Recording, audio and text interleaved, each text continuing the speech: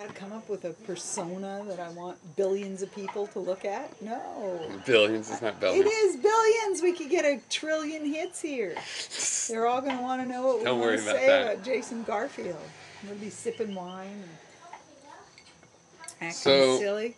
Yeah, so I'm here with a juggling teacher. How long have you juggled? First of all, just juggled. Oh my goodness. Like 35 30 years or something. 30 years probably. And then you have taught juggling to kids and probably adults for 15 years maybe, off and on. about 15 years. Yeah. Something like And that. that's right, and you're a teacher by trade too. I guess that might be interesting because I think the issue, we're going to talk about this juggling. I had this video up, a couple of these videos up on my page, but I never really talked about it except for I put up a video of Chris Bliss, and actually I got a juggler online who's a philosopher kind of guy, and he sent me a message about, we don't really think Chris Bliss is very good as real jugglers. And so I had to tell him that I was a real juggler and that I know many real jugglers, and it's an interesting issue, this whole Chris Bliss thing. So I'm going to put the links up there. I guess I won't waste too much time. I could put it later. But we just watched some videos, and the basics of it is that Chris Bliss is a stand-up comedian who's also a pretty good ball juggler. Pretty good juggler. Yeah. And we watched his viral video, I'll put a link up, where he it juggles to, what's that song? It's not Let It Be, but a Beatles song. It's a Beatles song. And I forget, but That quickly. and he does 3 balls, and We it's in watched front of it an twice. audience, and it's just timed and choreographed beautifully. It's really a pleasure to watch. It's almost not like watching juggling and that. It's just like watching a great dance of some It sort. was choreographed Doesn't really matter. beautifully to music. And then we watched Jason Garfield, who's a sports juggler who hates the kind of, he hates, what do you call it, huskers. He hates street performers, which of course Right. is a huge Buskers, community. yeah. Buskers, right. Yeah. And it's a huge community. It's insulting a lot of really great jugglers, of course. That's part of how they start and how they, it's part of the culture. And he's a sport juggler, and he probably holds some records, this kind of guy that can juggle 10 balls. I'll put a link to a video he did. Yeah, I'd like to watch that. Supposedly Penn Jillette put him up to that video. It's called the Chris Bliss Disc video, where he does with 5 balls what Chris Bliss did. So yeah, first of all, what did you think of the Chris Bliss video?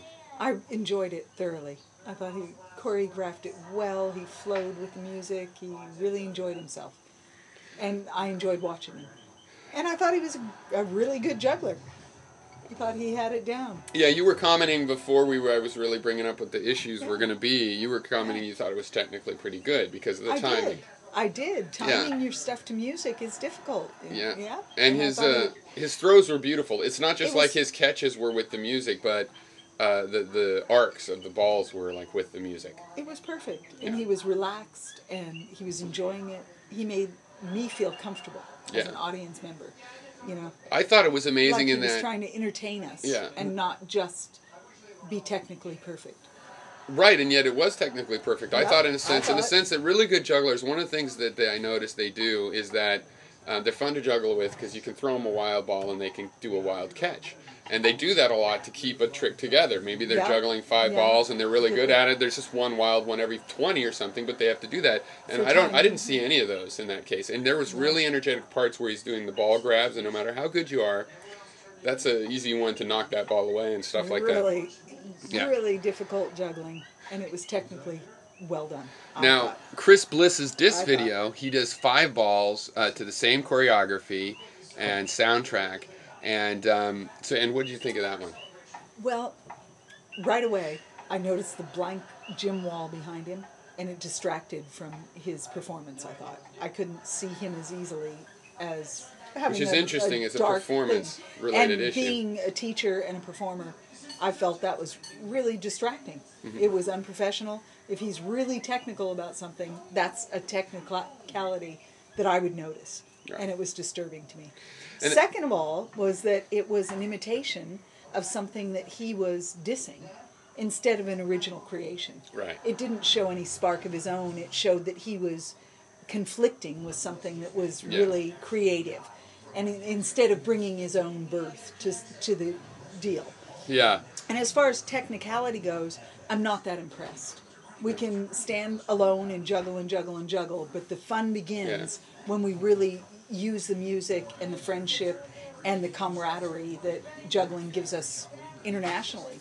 You know, and to make it a competitive sport. And what do you mean, the interaction with the audience? It's a different, Okay, you're talking with about your that part. audience, with your participants that you're juggling with the music that you're juggling with. You participate in a lot of ways, you know, with the juggling. And to make it technical is okay, and that's fine if that's what he wants to do. Then each juggler needs to have the exact same thing and bore us to death with how well they do it, you know. And then you can honestly assess each one. But as far as entertainment, I probably wouldn't buy a ticket. Yeah, that's interesting because my sympathy with Jason Garfield is that I do think we need sport juggling and stuff. And one other thing I was going to point out actually is about your opinion on this is, I mean, it's not just that you taught juggling, but you know a lot of professional jugglers. I mean, really world-class jugglers.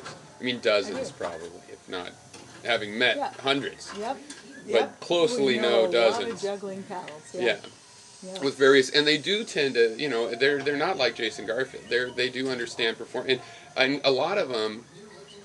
Well, I shouldn't say this actually. I should ask, but first of all, I was going to say a lot of them do love the technical things, and there is a well-known thing among jugglers that audiences do not go for technical things. There's an artistry to it or a performance. It. It's difficult for an audience to know if a joke. Do you think that bothers jugglers in general?